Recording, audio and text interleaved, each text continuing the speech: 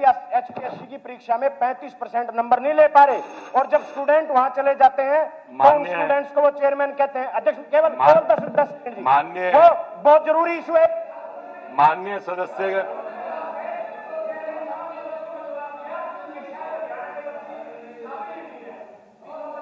नहीं है कि वो पास कर सके। उपाध्यक्ष महोदय, माननीय सदस्यगण, आज सदन में श्री विनोद शर्मा जी, पूर्व मंत्री हरियाणा अध्यक्ष दीर्घा में उपस्थित हैं। यह सदन उनका स्वागत करता है। श्री नरेश शेरवाल जी। धन्यवाद उपाध्यक्ष महोदय। मैं आपके माध्यम से कुछ किसानों की बातें उठाना चाहता हूं। मेरे से किसान मिले थे। एक तो किसानों की मांग थी कि उनकी फसल जो है एमएसपी के ऊपर नहीं बिक रही है और स्वामीनाथन आयोग की रिपोर्ट जो है वो लागू की जाए। ट्रैक्टरों पर लगाया गया रजिस्ट्रेशन टैक्स जो है वह वापस लिया जाए। धान घोटाले की जांच करवाई जाए। फसल नुकसान का उचित मुआवजा दिया जाए। ट्यूबवेल के कनेक्शन खोले जाए। बिजली के बिल जो सरकार ने स्थगित किए हैं वो माफ किए जाए। स्मार्ट मीटर योजना जो किसानों की वो वापस ली जाए। फसल बीमा योजना में सुधार किया जाए और आवारा फसलों से किसानों को निजात दी जाए।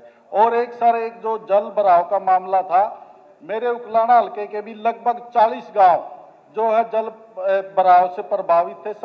सरकार की तरफ से ना कहीं मोटर पहुंची ना पानी पहुंचे। बाबा रामपाल जी थे महाराज, उन्होंने मोटर और पाइप दे के पानी निकलवाने का काम किया। मैं उनका धन्यवाद करता हूं सदन से सर।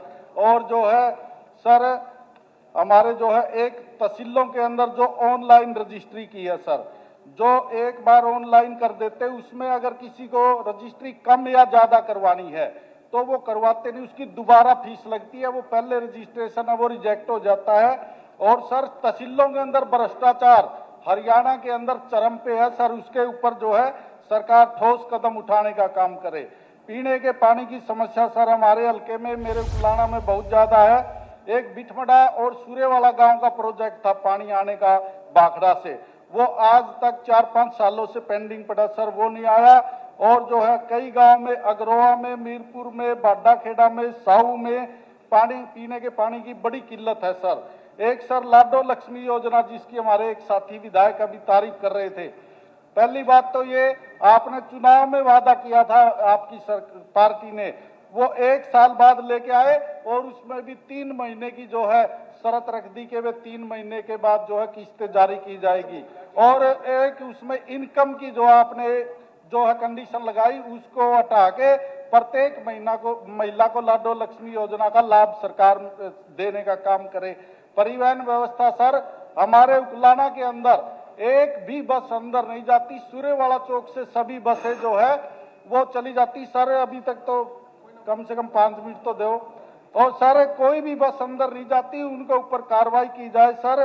और स्वास्थ्य के बारे में अगर मैं बात करूं, हमारे हिसार का अस्पताल वो खुद ही बीमार है। आंटी जी ने मांग करी टीबी हॉस्पिटल की बिल्डिंग की। मैं मांग करता हूं पूरे हिसार का जो हॉस्पिटल है सिविल, उसकी हालत जर्जर है, उसको पूरे के पूरे को नया हॉस्पिटल बनाया जाए। और जो है सर, एक सूर्यवाला चौक पे जो टोहाना, नरवाना, बुन्ना का सेंटर, बरवाड़ा का सेंटर पड़ता है, एक जो है हमारा मेडिकल कॉलेज सूर्यवाला चौक पे बनवा सर।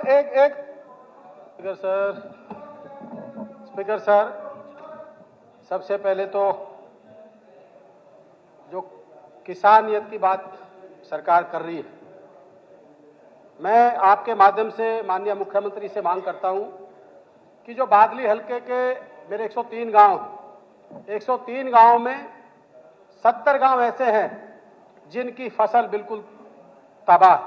और जिला झज्जर की बात करूं, पूरे हरियाणा की बात करूं, मेरे हिसाब से अब की बार किसान कौम पूरी तरह बर्बाद हो चुकी है। अगली फसल भी नहीं पूरी।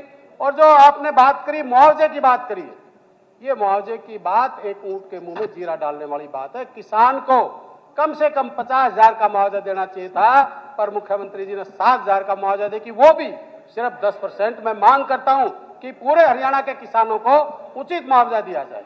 उसके साथ साथ जो जेबीटी के मेवात कैडर की जो भर्ती है, उनकी नियुक्ति लटका रखी है।